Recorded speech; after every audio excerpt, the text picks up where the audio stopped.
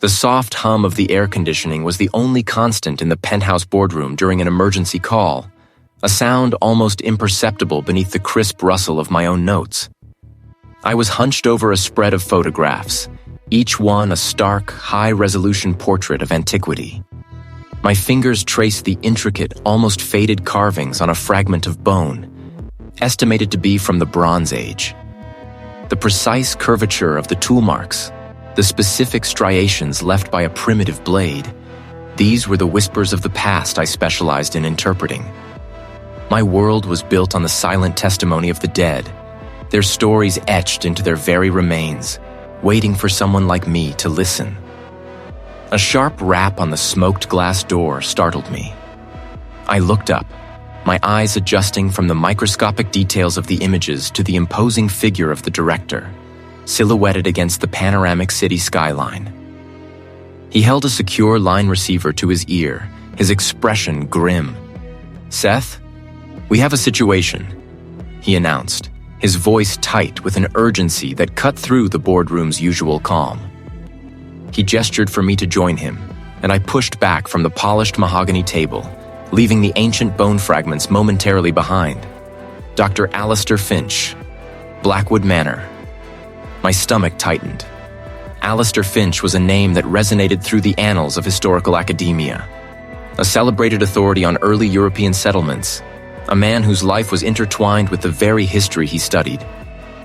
Blackwood Manor itself was a relic, an ancestral estate steeped in centuries of recorded events, a place as much a museum as a home. For Finch to be there, it meant either research or retreat. For him to be mentioned in this context, it meant neither. "What happened?" I asked, my voice betraying none of the sudden unease that coiled within me. The director lowered the receiver, his gaze heavy. The local authorities believe it was an accidental fall. He was found at the base of the grand staircase. Initial assessment points to a misstep. Head trauma consistent with the impact.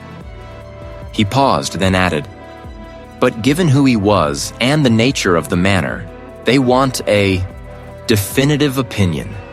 Someone who can read more than just a broken bone." He was talking about me. My unique expertise lay in distinguishing the subtle narratives etched into skeletal remains. Not just how a bone broke, but why. Was it the force of a fall or the impact of a deliberate blow? The angle of a fracture, the presence of peri-mortem trauma, the subtle signs of struggle or defense. These were the details that separated a tragedy from something far more sinister. Accidental fall was a phrase I'd heard countless times, often a convenient label slapped onto cases that deserved a deeper look. "When do I leave?" I asked, already mentally packing my field kit. My determination was a quiet, steady flame. "Now." A car is waiting downstairs. The journey to Blackwood Manor was a blur of highway dissolving into narrow country roads. Then finally, a winding gravel path choked by ancient gnarled oaks. The estate loomed out of the twilight, a Gothic silhouette against a bruised purple sky. Its stone facade, weathered by centuries, seemed to absorb the fading light, radiating an oppressive stillness. Uniformed officers moved with a subdued efficiency around the perimeter, their flashlights carving arcs in the gloom. The air was damp and carried the faint scent of damp earth and old stone. A uniformed officer met me at the imposing main gates, his face etched with a weariness that went beyond standard duty. "Mr. Seth?" he asked, his voice low. "The detective is inside. He's been waiting for you." I followed him through the heavy oak doors, which groaned on their hinges as if protesting the intrusion. Dust motes danced in the anemic glow of supplemental floodlights, illuminating tapestries that depicted forgotten hunting scenes and suits of armor standing like silent sentinels. The detective, a man with a tired face and sharp eyes, met me in the cavernous main hall. "Seth," he greeted, extending a hand. "Thanks for coming. As you know, Dr. Finch. Fell from the landing, we think. Clean fall, no signs of forced entry, nothing disturbed." He gestured towards the magnificent, sweeping grand staircase that dominated the hall. My eyes already scanning the scene, taking in the environment, the angles, the potential trajectories. "Just here," the detective said, pointing to a spot on the marble floor at the base of the staircase, now marked with fluorescent tape. His head hit the newel post on the way down.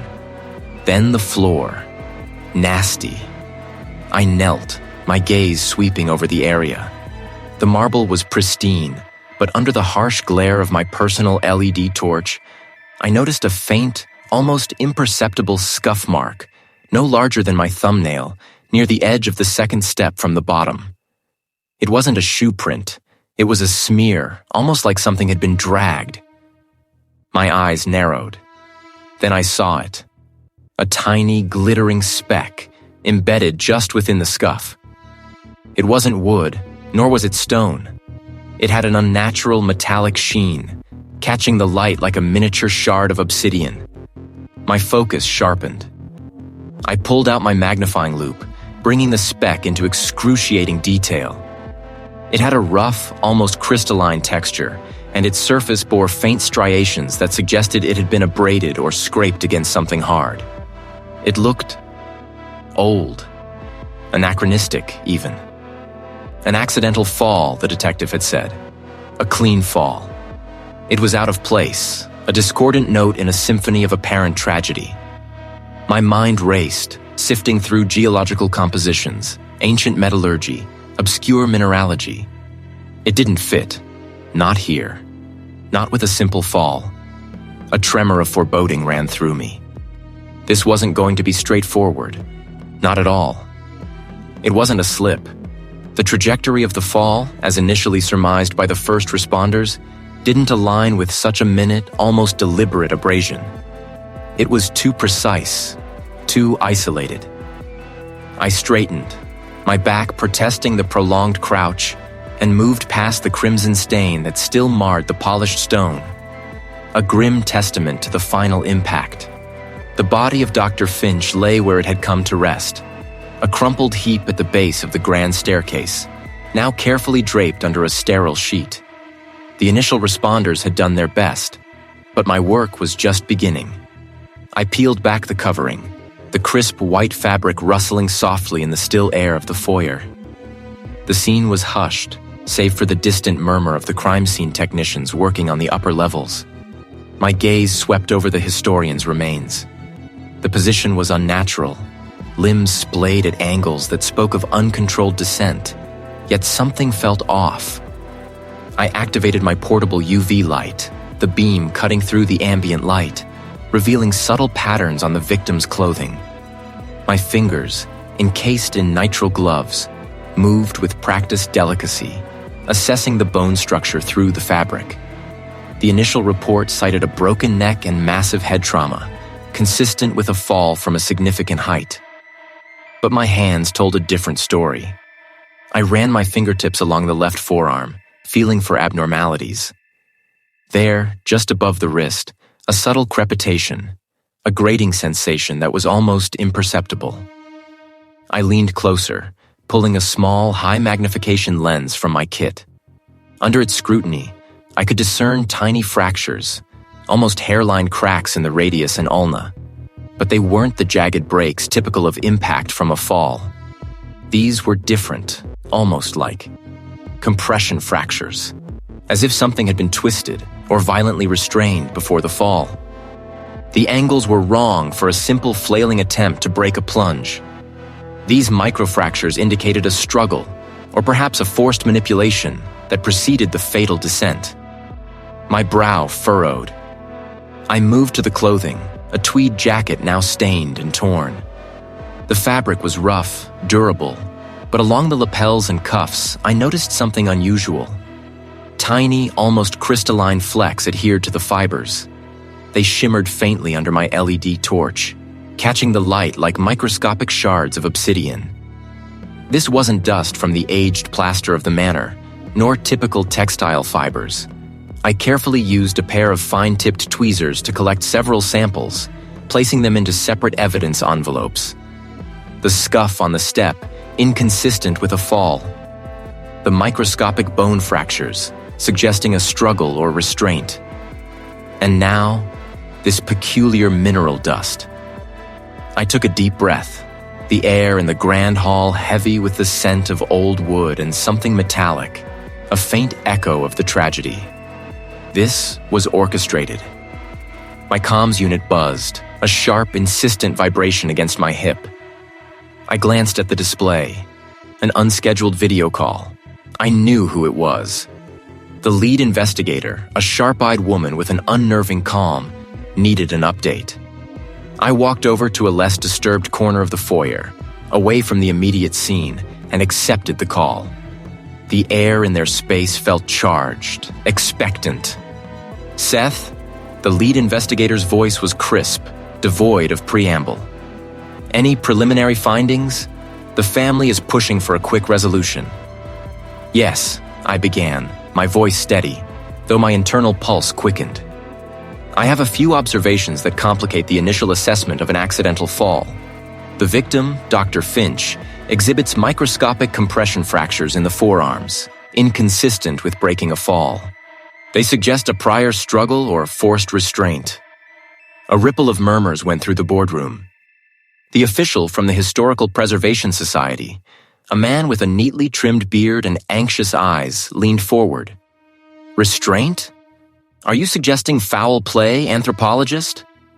I am suggesting the injuries predate the fatal impact and are not consistent with an unassisted fall, I corrected, choosing my words carefully. Furthermore, I've found trace evidence on the victim's clothing. A unique mineral dust, unlike anything native to this manor or its immediate geological surroundings. I'm collecting samples for analysis, but visually it's quite distinct. The lead investigator's expression tightened. Mineral dust? Can you elaborate? It's too early to say definitively without laboratory analysis, but it appears to be a heavy, dark particulate, almost crystalline. It adheres strongly to the fibers. Its presence here, given the remote location of the estate and the general geology, is highly unusual.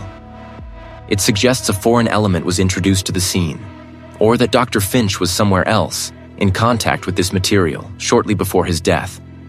The silence on the other end of the line was heavy, punctuated only by the faint hum of their boardroom's ventilation system. The faces looking back at me were a mix of skepticism and dawning comprehension. The official from the Preservation Society shifted uneasily in his seat. This changes things, doesn't it? The lead investigator finally said, her gaze unwavering. We'll need a full forensic sweep of the estate, and I'll need a full report on that trace evidence as soon as possible. Expedite everything.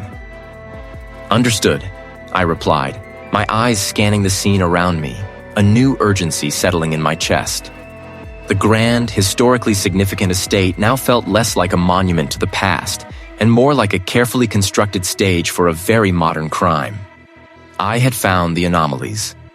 Now I needed to find out what they meant and who had left them behind. My suspicions were no longer whispers. They were a persistent low thrum beneath my skin, a discordant note in the grand symphony of the estate's history. The initial report, delivered with the dry precision of bureaucracy, had only amplified it. My colleague, the lab technician, was on the speakerphone, his voice a detached monotone. The particulate matter you sent, Seth, he stated.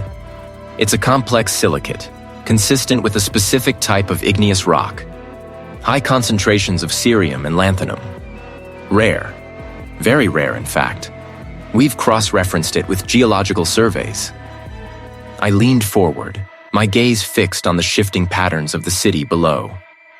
My mind was miles away, back at the estate, replaying the subtle glint I'd caught on the historian's jacket, the almost invisible dust clinging to the worn leather of his boots. And where does this specific igneous rock typically occur? I asked, my voice cutting through the hum of the air conditioning. A pause, then my colleague's voice, a touch less clinical now. There are only a handful of known deposits worldwide that match this exact mineralogical signature. One of them is a rather remote, uncatalogued formation in the Carpathian foothills. Interestingly, Dr. Finch's recent travel logs show multiple flights into a small regional airport not far from that area, all within the last 6 months. The detective stopped pacing. Carpathian foothills? Days later, a hired car bounced along a barely maintained track, the Carpathian peaks rising like jagged teeth against a bruised sky. The air grew colder, heavy with the scent of pine and damp earth. The coordinates provided by my colleague led us to a clearing, obscured by a dense canopy of ancient trees. What I found there was not a celebrated historical site, but a wound in the earth. It was a crude, unsanctioned archaeological dig site, a stark contrast to the meticulous professionalism I was accustomed to. Tarpaulins, frayed and sun-bleached, covered excavated trenches. Shovels lay abandoned, their blades caked with the distinctive reddish-brown soil I now recognized. Makeshift scaffolding, constructed from rough-hewn timber, stood precariously over a deep pit. This was no official academic endeavor. This was clandestine. And it was clear Dr. Finch had been here, perhaps very recently. A discarded, half-empty thermos, its logo partially obscured by mud, bore the distinctive emblem of a university department I knew Finch had ties to. My fingers traced the faint lines of a boot print near one of the trenches, a size and tread pattern that matched the historians. The site reeked of urgency and secrecy. It was as if work had been halted abruptly, mid-swing.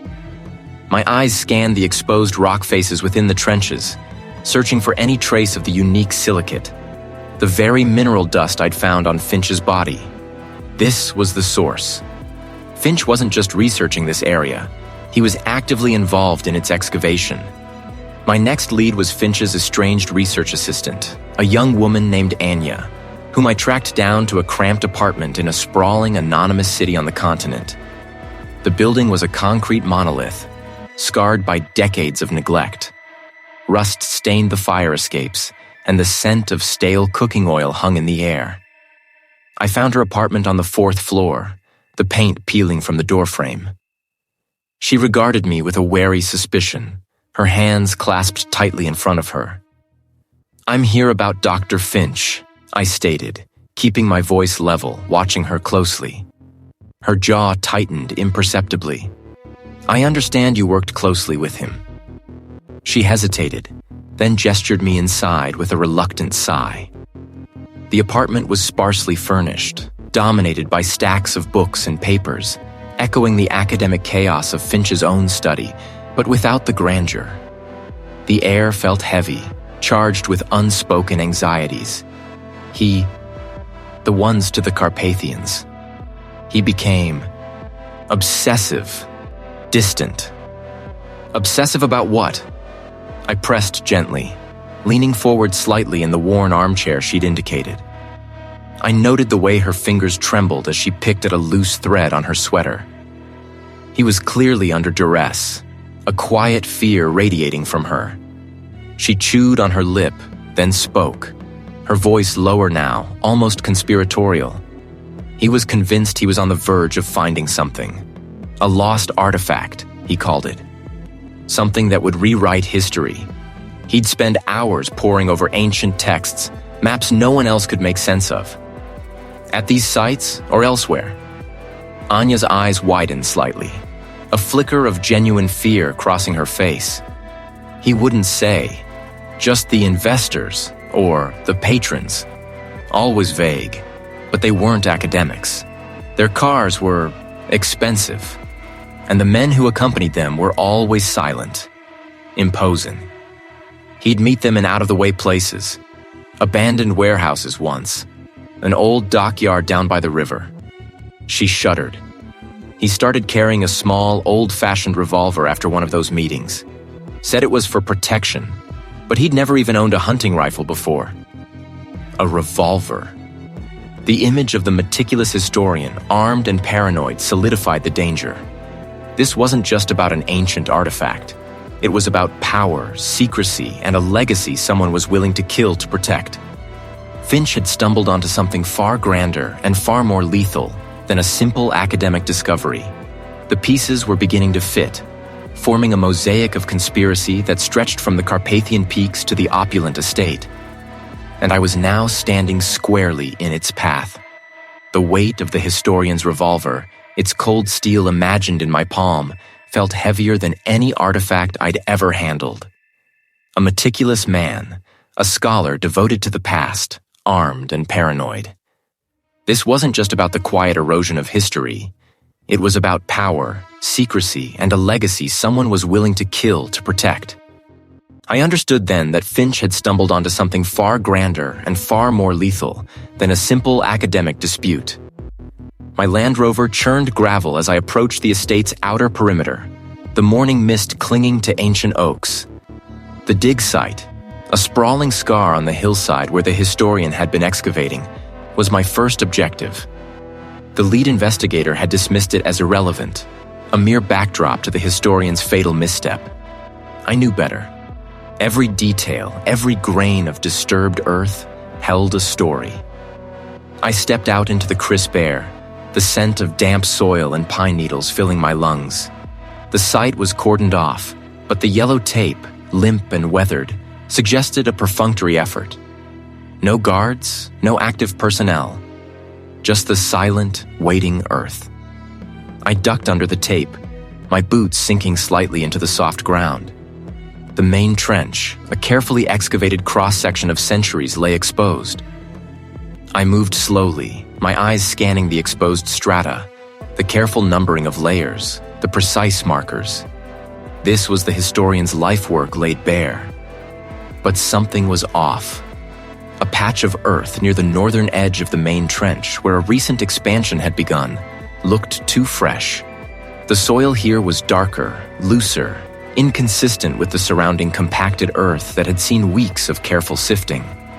It hadn't weathered the same way. I knelt, pushing my fingers into the loam. No, this wasn't just rain-disturbed soil. This was recent, deliberate excavation, hastily refilled. The faint, angular impressions of a shovel blade were barely visible beneath a scattering of leaves. Someone had been here, digging, and not with the meticulous care of a trained archaeologist. My gaze sharpened, raking over the disturbed area. Then I saw it. I carefully dislodged it, brushing away the clinging dirt. The piece was ceramic, with a faint, iridescent glaze. It felt smooth, almost porcelain-like, cool beneath my thumb. My breath hitched. This wasn't local, not from any period the historian was known to be investigating at this site. The glaze, the firing technique suggested a much later origin, a completely different cultural context. It was anachronistic, a misplaced puzzle piece in a meticulously ordered world. Someone had brought this here, or perhaps taken something else away, leaving this behind as an accidental, damning clue. The historian hadn't fallen. He'd been investigating a breach. Just then, a heavy-set individual in a rumpled suit emerged from a black sedan pulling up to the perimeter. It was the lead investigator, his face a mask of practiced politeness that barely concealed his irritation. "Seth?" the lead investigator said, his voice clipped. "I thought we'd agreed this was a closed matter. The fall was unfortunate, tragic even, but open and shut." "Open and shut cases rarely leave behind such anomalies," I replied, holding up the pottery shard. "This doesn't belong here, and neither does this freshly disturbed earth." He scoffed, waving a dismissive hand. "Soil settles, fragments turn up. The elements, Seth. You're an anthropologist, you know how these things work. My superiors are already pushing for a final report. This estate is historically significant, politically sensitive. They want it wrapped up, quietly." He paused, his eyes narrowing. "You're making waves where there shouldn't be any." His words were a warning, thinly veiled. The pressure was mounting, not just from local authorities, but from higher up. I pocketed the fragment, my jaw tight. "I follow the evidence, not the political winds." "The evidence points to an accident," he countered, his voice hardening. "Unless you have something concrete, something undeniable, I suggest you let it go." He gestured to his sedan. "Now, if you'll excuse me, I have a call to make, a very important call." I watched him go, his parting shot echoing in my ears. Concrete, undeniable evidence. I had a piece of it, small as it was. The anachronistic fragment hummed with silent protest in my pocket. Later that afternoon, the pressure materialized into a direct summons. The address was downtown, a gleaming skyscraper that had nothing to do with historical estates or ancient artifacts. The boardroom was stark, minimalist, with floor-to-ceiling windows overlooking the city. A man in a tailored suit, his face etched with impatience, stood at the head of a polished mahogany table. He didn't introduce himself, nor did I offer my name. "You're Seth," he stated, his voice devoid of warmth. "We're receiving reports that you're prolonging your investigation into the historian's demise. There are discrepancies." "Discrepancies are often misinterpreted," he said, his gaze unwavering. "The official conclusion is a tragic accident, an unfortunate fall. It's been vetted, approved.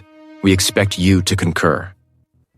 "I cannot concur with findings that contradict my observations," I stated, remembering the fresh earth, the pottery shard. He leaned forward, his voice dropping to a low, dangerous tone. "This isn't a request, Seth. This is a directive. The estate, the historian, the entire incident, it's a closed chapter. You will submit your report confirming the accident, and you will do it by the end of the day." The veiled threat was palpable. I stood my ground, refusing to meet his demand with an immediate response. The silence stretched, thick with unspoken implications.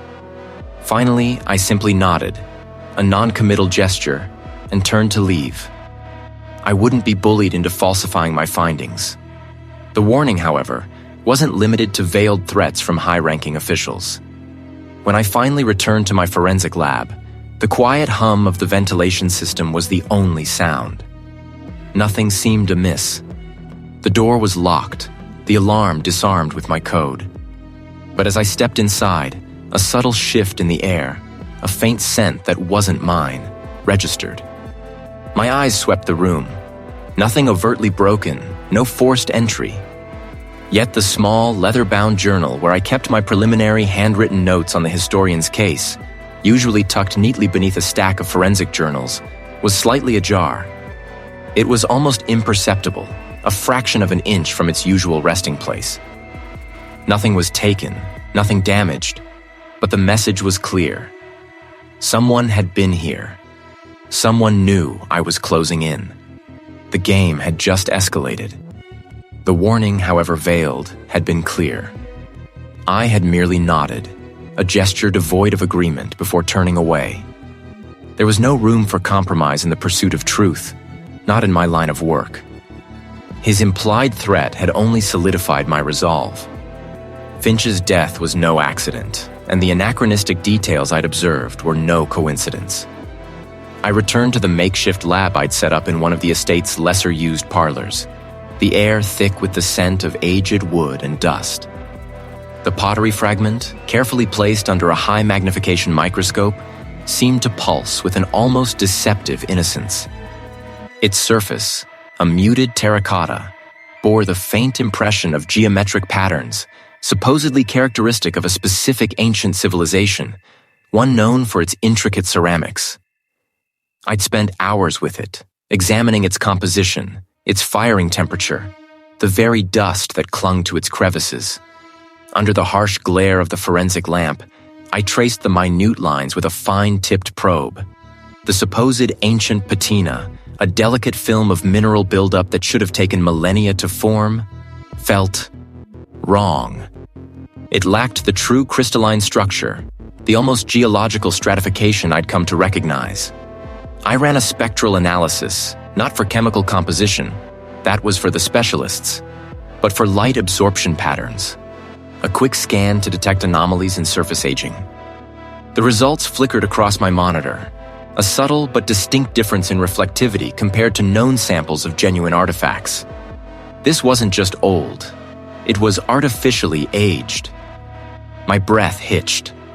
I zoomed in further, pushing the limits of the lens.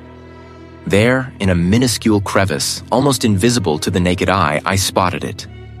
A trace of a modern adhesive, not a repair, but a binder, integrated into the fake patina. It was a masterwork of deception, designed to mimic the exact weathering and degradation of ancient clay. The precision was breathtaking, chilling.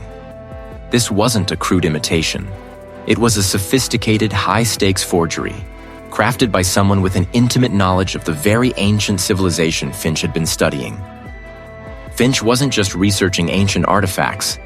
He wasn't simply a historian delving into forgotten cultures. He was likely exposing a high-stakes forgery ring, a network sophisticated enough to produce pieces that could fool all but the most meticulous examination. This wasn't a tragic fall. It was a silencing. The emergency call came an hour later, pulling me from my intense focus. It was the lead investigator, his voice tight, demanding my immediate presence. I packed the fragment carefully, its deceptive surface now a stark symbol of the conspiracy I was uncovering. The air conditioning hummed a sterile counterpoint to the palpable tension. Their expressions ranged from skepticism to outright suspicion as I laid the pottery fragment onto a sterile cloth in the center of the table.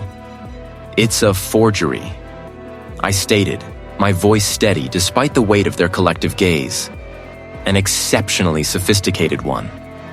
I explained my findings, detailing the artificial patina, the modern binder, the meticulously replicated wear and tear. I watched their faces, seeing the initial disbelief slowly give way to dawning comprehension, then concern. The government official's jaw tightened. "Are you certain, Seth? This could have significant ramifications." "I am," I confirmed, meeting his gaze directly. "The details are anachronistic. Finch wasn't just studying history. I believe he was unmasking a criminal enterprise." The lead investigator leaned forward, his eyes narrowed.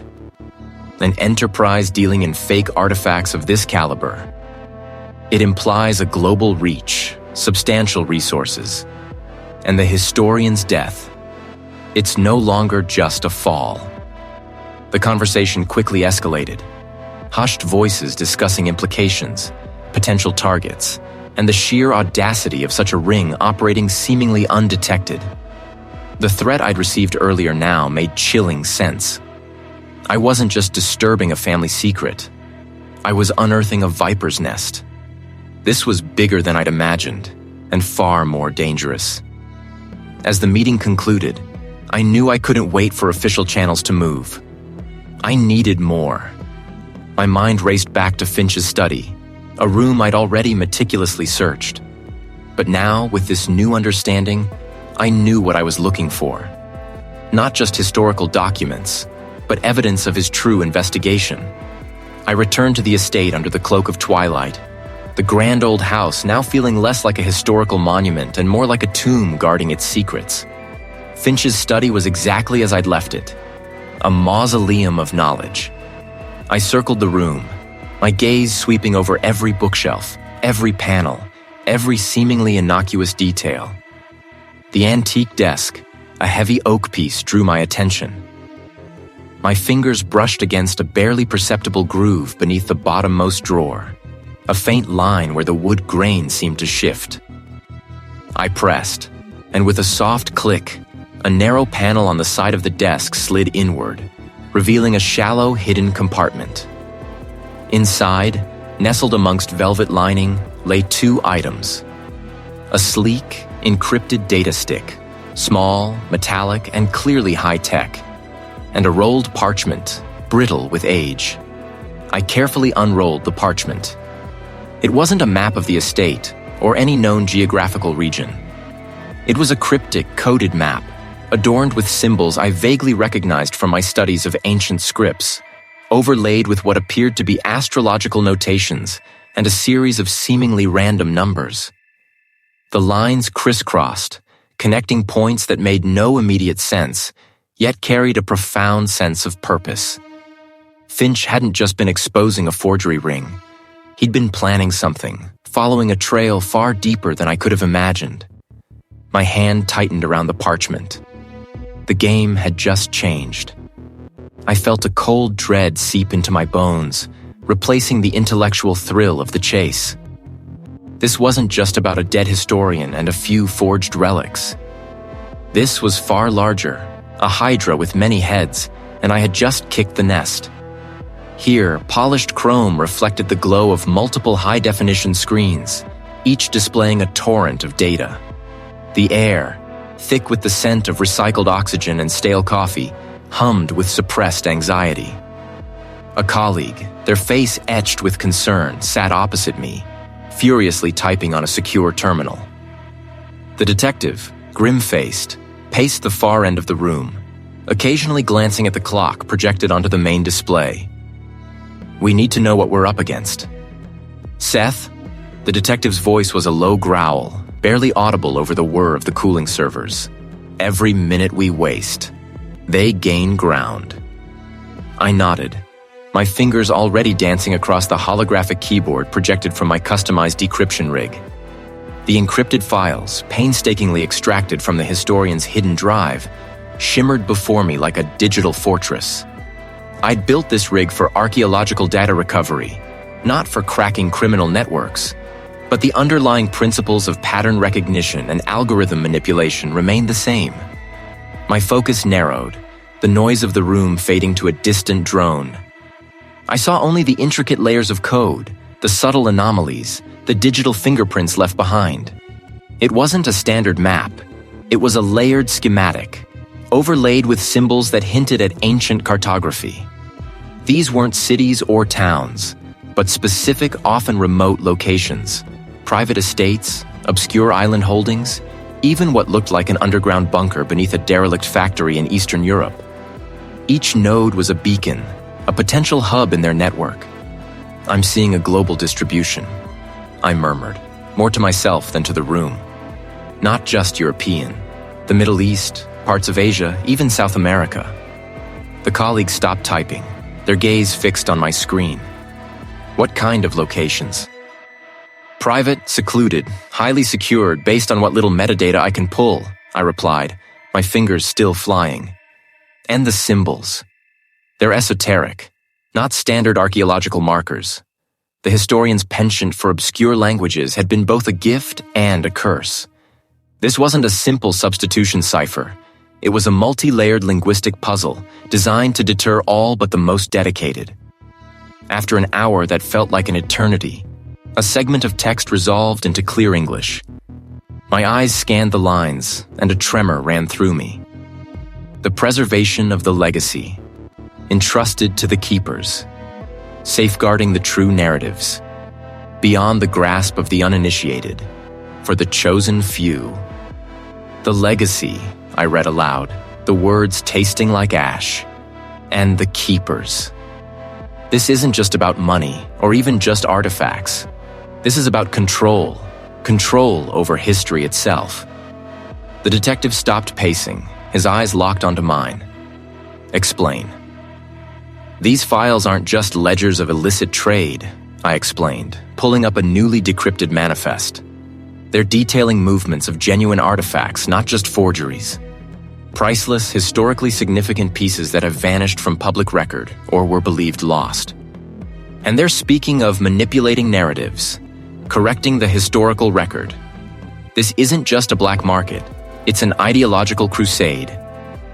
Another file opened, offering alternative interpretations, citing hidden truths and misguided academic consensus. It was chilling. They weren't just selling relics, they were rewriting the past, curating a version of history that served their own unknown agenda. "They're not just collecting," the colleague said, their voice hushed. "They're actively shaping what people believe about history." "And who are these keepers?" the detective pressed. I scrolled further, my heart sinking with each new revelation. Not fringe groups, but established institutions, powerful individuals with deep pockets and even deeper roots in the fabric of society. Names, though coded, began to surface, hinting at prominent families, philanthropic foundations, and even political figures. This wasn't a small-time operation. It was a deeply entrenched generational conspiracy. They believe they are the rightful custodians of truth. I concluded, the weight of the discovery pressing down on me, and anyone who threatens their version of the legacy is a threat to be neutralized.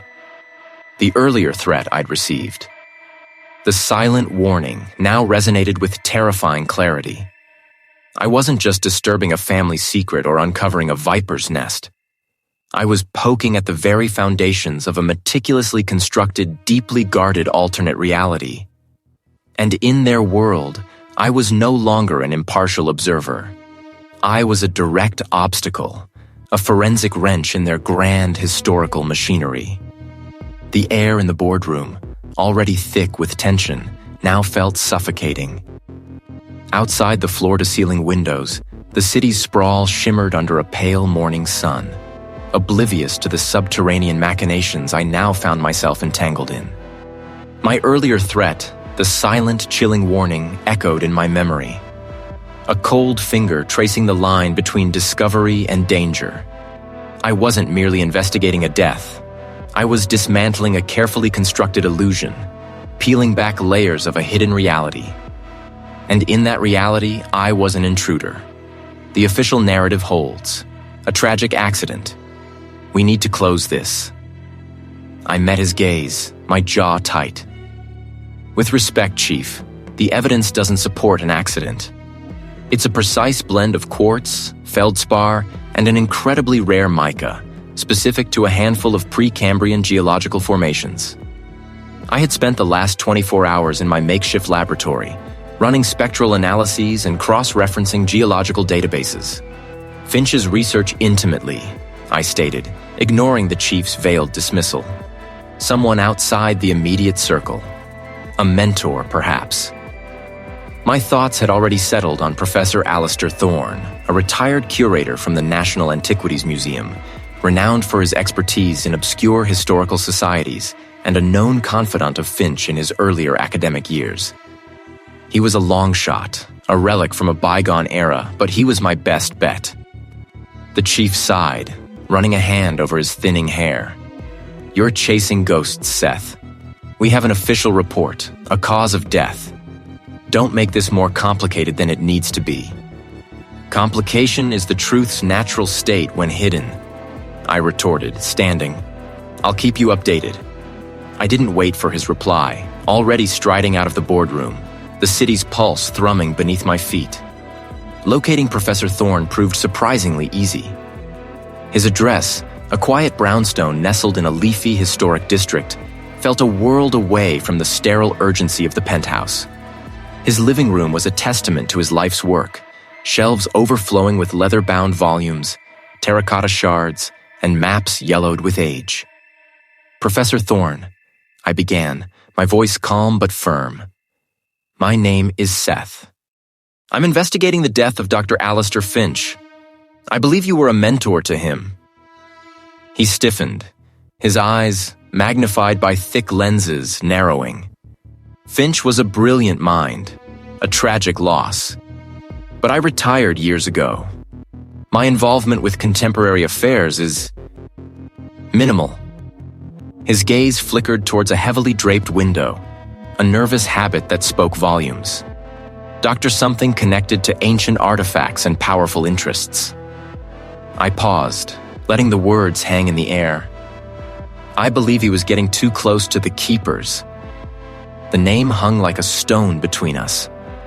Thorne's face, already pale, seemed to drain of all color. He gestured towards a worn armchair. Please, sit. I settled into the armchair, the springs groaning under my weight, and waited. The silence stretched, broken only by the tick of an antique grandfather clock in the corner. Thorne paced, his hands clasped behind his back, his scholarly demeanor replaced by an almost palpable fear. The keepers, he finally said, his voice raspy, are not a myth, Seth. They are very real. A clandestine organization, centuries old, with roots tracing back to the Enlightenment, perhaps even further. They believe certain historical narratives, certain archaeological discoveries must be controlled. Not for preservation, but for power. He was obsessed with them. He believed they were behind the suppression of several key Bronze Age sites, especially those hinting at pre-Columbian transatlantic contact. He called it the Great Erasure. My mind clicked. the pieces falling into place. "The mineral dust I found," I interjected. "It's unique. A signature almost. It points to a specific geological region, dominated by ancient Precambrian formations. A remote area, known for its historically significant, privately owned estates." Thorne nodded slowly, his gaze distant, lost in memory. Finch had been researching a particular estate in that region. The Blackwood Estate. It's been in the same family for generations, shrouded in secrecy, supposedly built over ancient foundations. He suspected it was a hub for their operations, a repository for artifacts they deemed too dangerous for public knowledge.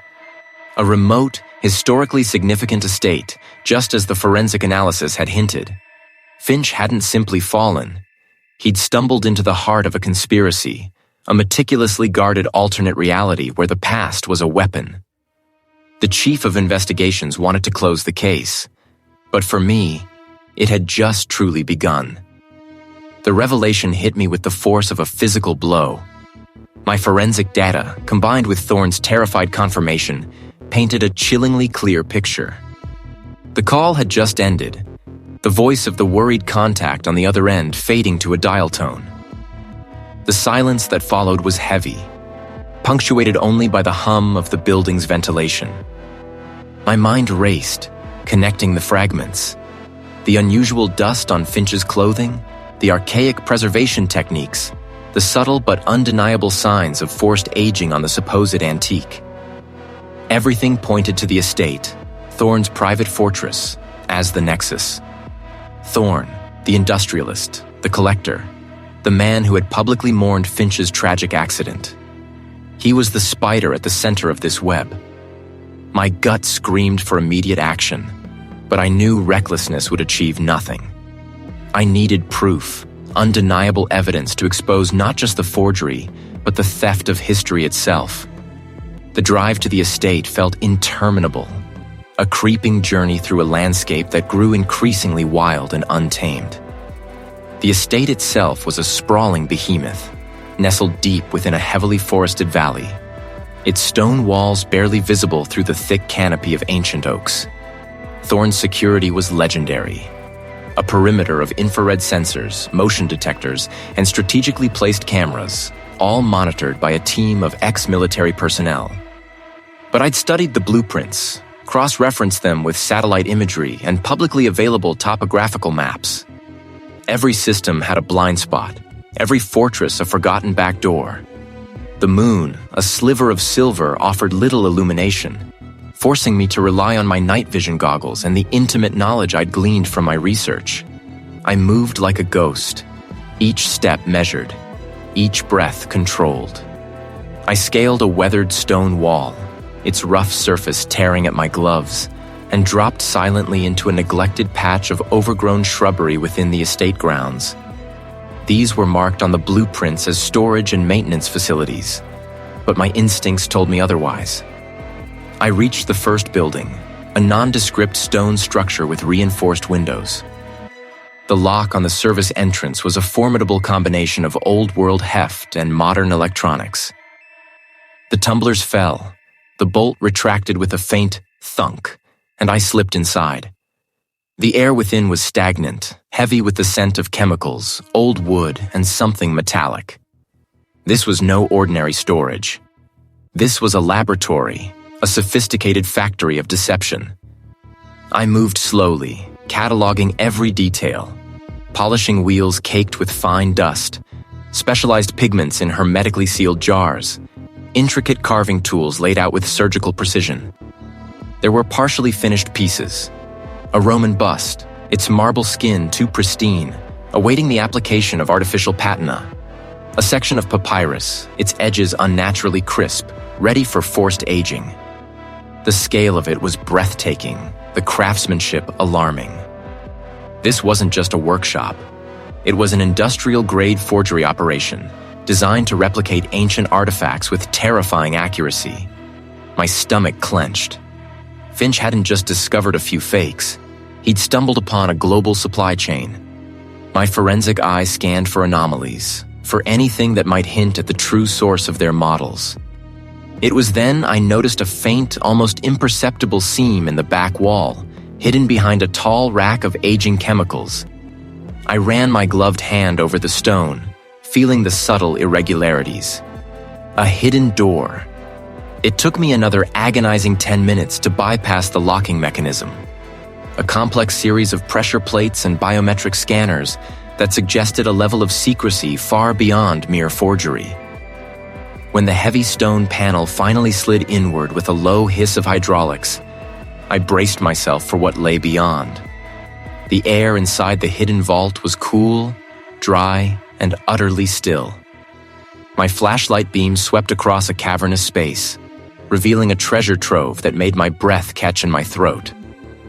This was not filled with fakes. This was the real thing.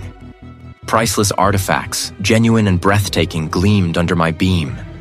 Egyptian sarcophagi fragments, their hieroglyphs crisp and vibrant, lay alongside pre-Columbian gold death masks, their intricate filigree shimmering. There were Roman statuettes still caked with fresh earth, as if hastily removed from a dig site, and ancient Mesopotamian cuneiform tablets, some still encased in their original, undisturbed strata. These weren't copies. They were originals. Stolen from legitimate archaeological sites across the globe, smuggled here, likely to serve as templates for the forgeries outside, or perhaps to be laundered through a sophisticated network. Every angle, every identifying mark, every damning detail. This was the proof. This was the conspiracy. Suddenly, a low, persistent hum permeated the vault, growing steadily louder. A subtle shift in the air pressure. A faint red light, barely visible to the naked eye, began to pulse rhythmically from a small sensor embedded in the ceiling. Thorne's advanced security systems. I'd tripped something. I wasn't just detected. I was trapped. The grinding sound of heavy machinery started, the stone panel behind me beginning to slide back into place, sealing the vault. The red light intensified, bathing the ancient treasures in an ominous glow. I spun, my mind racing, assessing the closing gap. There was no time to think, only to act. I threw my weight against the slowly closing slab, a desperate, futile effort. It barely budged. My eyes darted around the vault, searching for any other exit, any weakness. Nothing. The gap narrowed to a sliver. I squeezed through, scraping my shoulder against the rough stone, tearing my jacket, just as the heavy panel slammed shut with a final echoing boom that vibrated through the floor. I was back in the forgery workshop, the hum of the security system now a piercing shriek. Footsteps pounded in the distance, growing closer, accompanied by the guttural shouts of men. They were coming. I had moments, maybe seconds.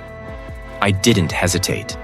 I sprinted back towards the service entrance, my camera clutched tight, the damning images secured. The chase was on.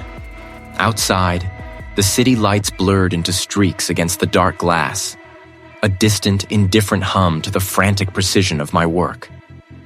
I was alone, surrounded by the digital ghosts of evidence and the stark reality of what they implied. My breath hitched, a faint rasp against the sterile air. Every fiber of my being was screaming, not with fear, but with the cold, focused intensity of a predator closing in.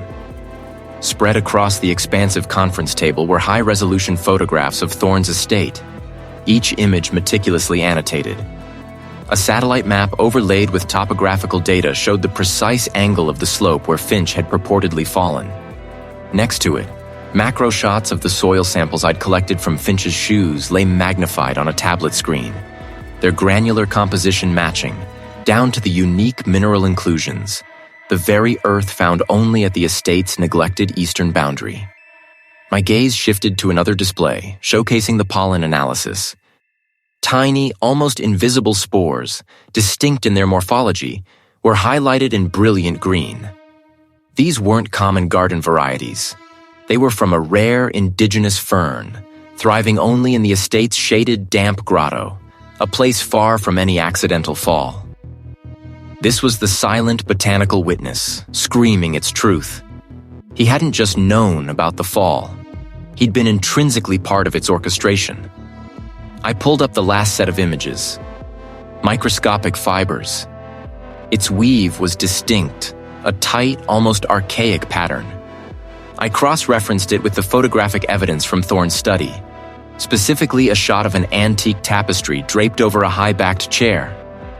The pattern was identical. Finch hadn't simply stumbled. He'd been in close proximity to Thorne, likely in that very room before his demise. The implications were stark. An altercation, a struggle, a deliberate act. The anachronistic details from Finch's remains, the ones that had first pricked my forensic intuition, now slotted into place with terrifying precision. The minute flecks of an unusual aged metallic alloy found embedded in his clothing weren't random. They matched the composition of the ornate clasps on an ancient bound volume I'd seen in a background shot of Thorne's study. A volume I now suspected that was central to the Keeper's conspiracy, a physical manifestation of the illicit trade in ancient artifacts. Finch had been close to the heart of it, perhaps too close for Thorne's comfort. My fingers flew across the keyboard, compiling the data, cross-referencing, building an unassailable forensic narrative. Each piece of evidence, painstakingly gathered and analyzed, formed an ironclad chain. This wasn't a tragic fall. It was a calculated murder, meticulously covered up. I had the truth.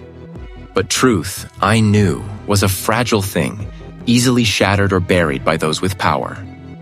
The police force, a body I usually trusted implicitly, was now a labyrinth of potential compromises. The initial report, dismissing Finch's death as an accident, wasn't just an oversight. It was a symptom of something deeper, something rotten. Who among them was loyal? Who had been swayed by Thorne's influence, or worse, corrupted by the Keepers themselves? Presenting this evidence wasn't just a professional duty. It was an act of profound personal risk. Thorne, and whoever stood behind him in this Keeper's network, would not simply surrender. Finch's death was proof of their ruthlessness.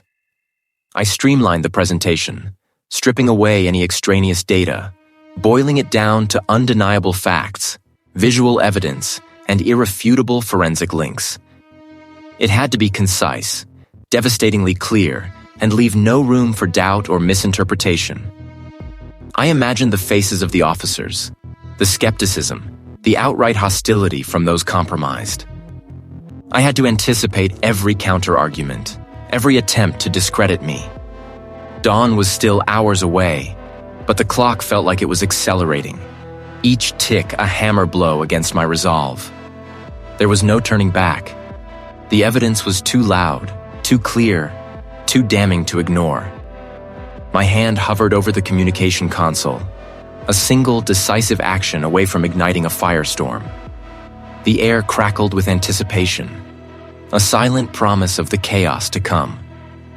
I was alone, surrounded by the digital projections of my findings, a constellation of microscopic images, spectral analyses, and three-dimensional bone reconstructions that floated like ghosts in the air.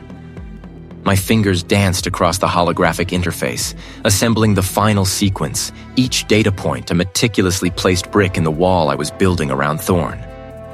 I ran a hand over my jaw, the stubble a testament to the sleepless nights. The weight of Dr. Finch's fate and the true extent of the conspiracy pressed down on me. I had to be precise. One misstep, one overlooked detail, and everything would unravel. This wasn't just about justice for a colleague. It was about protecting history itself from those who sought to twist it for profit and power. The door chime sang, startling me. "Come in," I called, my voice raspy. A security operative, a hulking figure in a dark suit, entered, his gaze sweeping the room before settling on me. "The vehicle is ready, Professor. The head of security for the estate confirms your arrival is expected in 20 minutes. "Good," I replied, clicking a final command. The projections collapsed into a single encrypted file on a small, solid-state drive. "Are the other arrangements in place?" He nodded. "They're positioned. They'll move on your signal. No direct contact until then." "Understood," I said, rising. I slipped the drive into my jacket pocket, its cool weight a tangible anchor. Let's go. The drive to Thorne's sprawling estate was a blur of manicured lawns and towering iron gates. The manor itself was a monument to old money and carefully curated history, a facade that perfectly mirrored the man inside. As the vehicle pulled up to the grand entrance, a liveried attendant opened my door.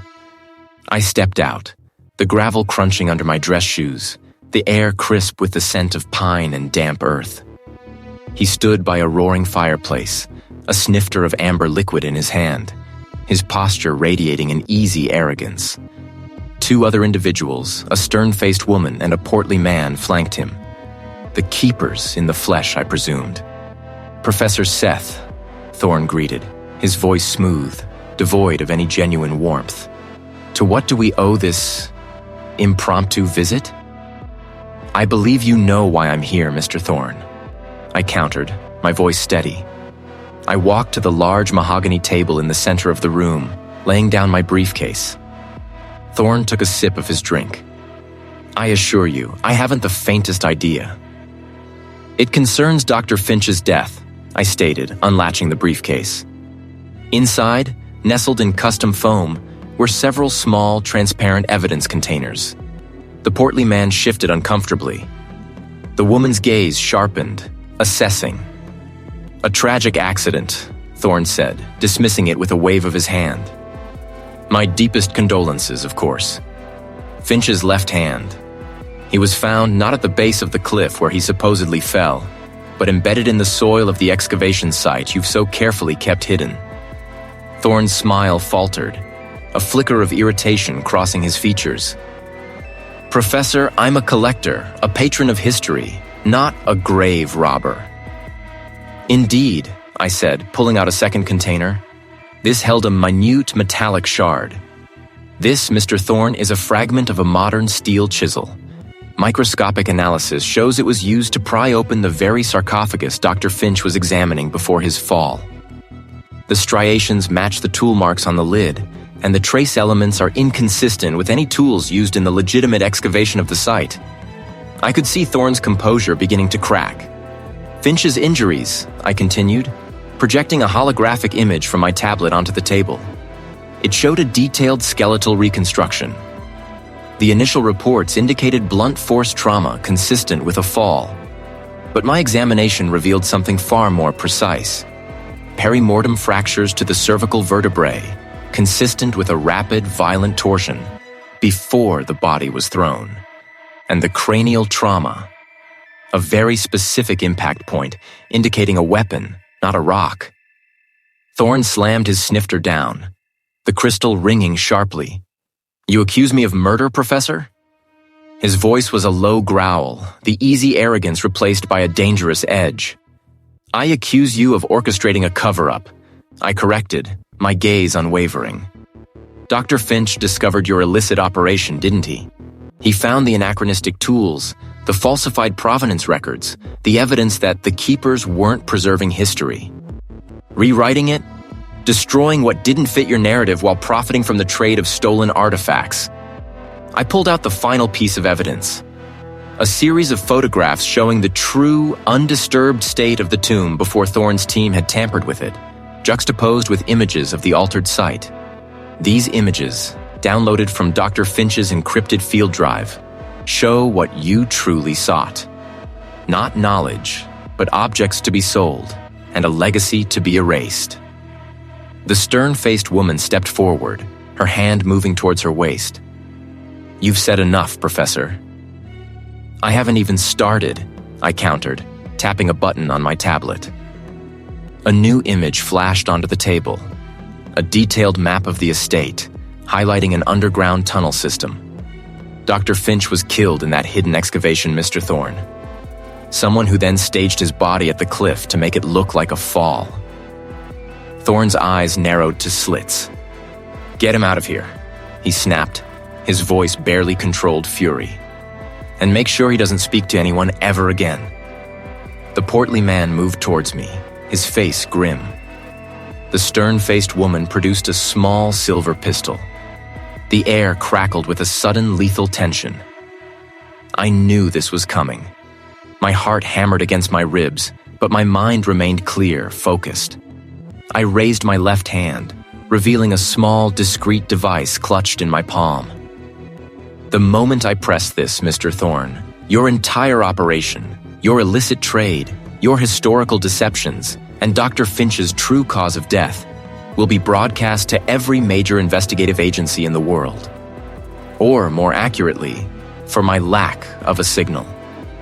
If I don't check in within the next minute, the entire package goes live, along with the GPS coordinates of this very room. The woman's pistol wavered. The portly man stopped dead in his tracks. Thorne's gaze darted between my device and the stern faces of his keepers. He was trapped. The facade had crumbled, revealing the desperate criminal beneath. He had underestimated me. He had underestimated the relentless pursuit of truth. "You've made a grave mistake, Professor," Thorne snarled, his eyes burning with hatred. "Perhaps," I conceded, "but it won't be my grave." I pressed the button, not to release the data, but to send a silent, pre-arranged signal. A confirmation of my safety and an alert for the extraction team to move in. Moments later, the distant wail of sirens pierced the quiet opulence of the drawing room, growing louder with each passing second. Thorne's eyes widened in dawning horror. The jig, as they say, was up. The woman's pistol wavered. The portly man stopped dead in his tracks. The facade had crumbled, revealing the desperate criminal beneath. This wasn't just about the evidence anymore. It was about the cold, hard reality of exposure. A flurry of movement erupted behind me. Uniformed officers who had been strategically positioned moved in with swift, practiced precision. The woman, caught off guard by the sheer number of authorities, hesitated for only a fraction of a second too long. Her weapon was expertly disarmed, her wrist twisted behind her back before he could even register the loss. The portly man, bellowing a guttural protest, was wrestled to the ground by two burly officers. The clink of metal echoed unnervingly in the suddenly quiet chamber. I stood there, device still clutched in my hand, the digital readout glowing faintly. The tension, which had coiled tight in my gut for days, began to unravel, leaving behind a hollow ache. The air, thick with the scent of old paper and dust, now carried the metallic tang of adrenaline and the faint smell of police-issue fabric. My breath hitched, a silent, ragged intake. It was over. The immediate danger had passed, but the enormity of what had transpired and what we had uncovered was just beginning to settle in. Hours blurred into a methodical procession of statements, evidence collection, and securing the estate. I walked through the once forbidden chambers, now crawling with forensic specialists and plainclothes officers. The hidden compartments, the false walls, the carefully constructed deceptions, all were meticulously documented piece by piece, revealing the intricate web Thorne had woven. The sheer scale of the operation, the audacity of it, was staggering. Around the polished mahogany table sat a collection of grim-faced officials. The lead investigator, a representative from the Cultural Heritage Protection Unit, and several high-ranking federal agents. My device, its data now downloaded and meticulously cross-referenced, lay inert beside a stack of printouts detailing Thorne's extensive network.